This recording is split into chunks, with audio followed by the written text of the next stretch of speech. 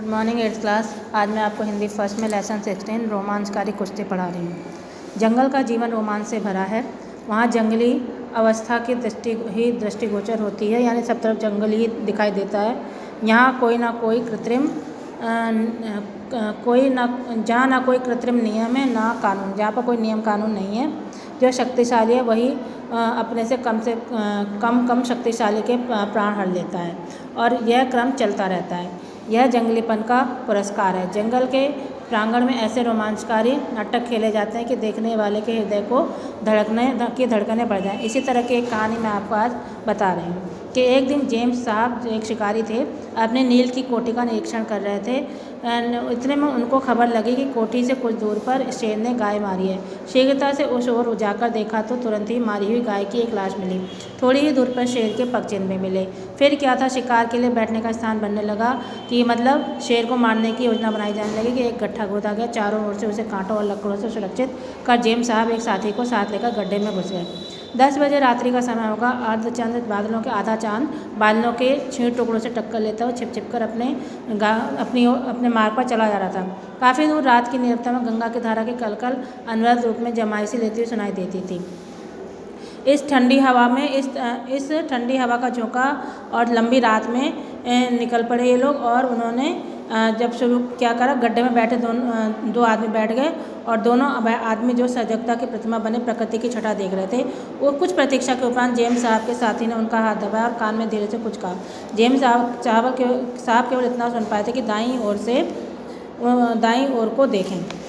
James साहब ने आंख उठाई तो देखा कि बिजली सी उनकी आंखों में उनके शरीर में बिजली सी दौड़ गई। धुंधले चित्ते पर रात की लंबी पूरी छाया में एक भीमकाय आकृति, एक बड़ी सी आकृति उनके ऊपर दिखाई पड़ी। वो ठीक गड्ढे की ओर आ रही थी। कुछ और निकट आने पर ज्ञात हुआ कि वो एक सूअर था। जेम्स साहब ने बंदूक साधकर जैसे ही निशाना साधा, वैसे ही सूअर ने अपना सिर उठाया और उसका अक्सर स्पष्ट दिखाई देने पड़ा। अपार शक्ति और ज्ञान का प्रतिबिंब अकड़ कर खड़ा हो गया। उसी समय अकस्मात जंगल से गुर्राहट और गर्जना सुनाई पड़ी। वनराज अपने शिकार पर था। साथी ने गोरे की बाँह जोर से दबाई और वनराज यानी शेर अपने शिकार पर था। वनराज अपने साथी ने गोरे की बाँह जोर से दबाई, यानी जो उनका साथी था शिकारी की जोर से बाँह दबाई और कान से मुँह लगाकर कहा, शेर। अब उसने बताया कि शेर भी आ गया। दोनों आदमियों ने के स्नायु खिंच गए, यानी डर गए दोनों। उत्सुकता से दिल की धड़कन बढ़ गई। शुक्रराज सूअर चौकन्ना पर लापरवाही से खड़ा था। उनके ढंग से प्रतीत होता था कि उनका रोम रोम कह रहा है कि यहाँ कुम्हड़ बतिया को नहीं, मतलब यहाँ तुम्हारे और मेरे सिवा कोई नहीं है। सिर झुकाकर और कोतपन झटके से, यानी शेर और सूअर के सिवा झटके से उसके भयंकर शब्द किया, हूँ खू खू। दूसरी ओर से आवाज़ आई, ऊँगा। सूअर ने अपनी आवाज़ फिर दोहराई। शेर ने चुनौती से स्वीकार कर ली, मतलब दोनों ने अब लड़ाई का ऐलान कर दिया, और शेर ने और सूअर ने एक दूसरे की लड़ाई स्वीकार कर ली। तुरंत ही अखाड़े में बलशाली शेर कूद पड़ा। शेर क्रोध से बनाया हुआ था। वो होठ पीछे खींचे, मूछें खड़ी किए, दांतों को प्रदर्शन करते हुए, पूंछ को अपनी बालों में गिरा मारते हुए युद्ध और विजय की इच्छा से शेर आघात करने को आ खड़ा हुआ। यौवन की अनुमति में नदियों की बाढ़ के समान किसी को गिरने वाला ना था। जिस तरह बाढ़ का पानी जब बहता है तो सब गांव के गांव बहा ले जाता है, उसी तरह जब शेर हमले को तैयार होता है तो वो किसी को नहीं देखता सामने कौन है, वो सबको मार डालता है। तो सैकड़ों सूअर ने इससे पहले शेर पर हमला किया था। शायद इसीलिए उसको शरीर पर बहुत खरोंच और घाव के सूअर के काँपके थे। शेर की धार में बह रहा था, शेर जवानी की धार में बह रहा था, पर सूअर ने शेर की तनिक भी परवाह नहीं की। पर शेर ताकतवर होता, लेकिन सूअर ने उसकी परवाह नहीं की। उसने भी उसकी तरफ ताल नहीं ठोकी, वरन शेर की ओर छोटी सी दौड़ भी लगाई और गर्दन के बाल फुलाकर पूंछ की ऊपर की। वो उसके आक्रमण का संकेत था। सूअर बड़ा विकट होता है, एक बार हमले की उठान कर फिर पीठ नहीं दिखाता। दोनों लड़ाई के मैदान में जम गए। शेर घात लगाकर कभी लपकता, कभी सूअर के चारों ओर रेंगता सा चलता, जिससे किसी प्रकार पीछे से हमला कर सके। सूअर की भी शेर की घात का ख्याल करके पैंतरा बदलता और अपना सिर उसकी ओर रखता। दाएं बाएं गोलाकार चक्कर में शेर और सूअर सम्मिलित तने और कुछ देर तक हमले का अवसर देखते रहे। पैंतरों का चक्कर कुछ संकीर्ण हुआ, गुर्राहट हुई। पुट्ठे स्नायुओं को खींचकर उसने अपने फुर्तीले शरीर को एकत्र किया। जंगल को दहनाने वाले गर्जन के साथ शक्ति का वो गूंजपुंज विद्युत गति सूअर के ऊपर टूट पड़ा। 1 मिनट के लिए दोनों की लड़ाई में रोमांचकारी उत्तेजना आ गई। एक ही तेज और कौशलपूर्ण थाप से जो सूअर के जबड़े पर पड़ी थी, बलिष्ठ सूअर लड़खड़ाने लगा।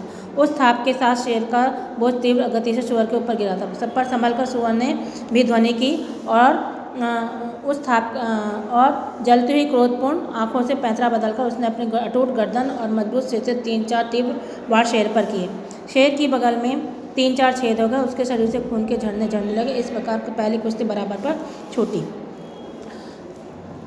अब दूसरी कुश्ती की शेर बगल में 3 और अब शेर के प्रहार से सुअर की गालों की खांस और मांस के चित्र लटक रहे थे। शेर की खाल उधड़कर सुअर की आंखों पर आ पड़ी थी। फलस्वरूप वो अब अंधा हो सा गया था, लेकिन सुअर की युद्ध प्रवृत्ति और क्रोध की मात्रा घटी नहीं थी, वरन प्रज्वलित हो गई थी। शेर पर बुरी तरह बीत रही थी। छाती और बगल के छेदों से फव्वारे छूट रहे थे। शेर मानो मन में कह रहा था कि मैं किस बला में आ फंसा। सुअर क्रोध से भुन्ना रहा था, वो भी शेर पर टूट पड़ा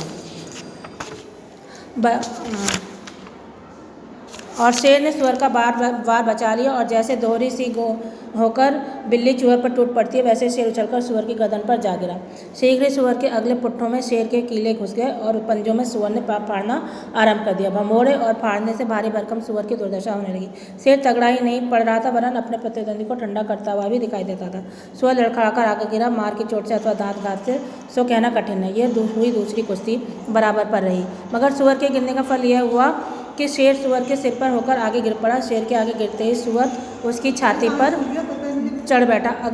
अपने अगले पैर शेर की छाती पर रखकर सुअर ने 3-4 विकट हमले किए। अपनी पैनी सी बड़ी कांपों से उसने शेर की छाती को फाड़ डाला। चोट करके शेर को छोड़कर सुअर लड़खड़ाता थका हुआ कुछ दूर जा बैठा। क्रोधित शेर एक और पड़ा हुआ अपना रोष प्रकट कर रहा था। वो थी तीसरी कुश्ती, जिसमें सुअर तगड़ा पड़ा था।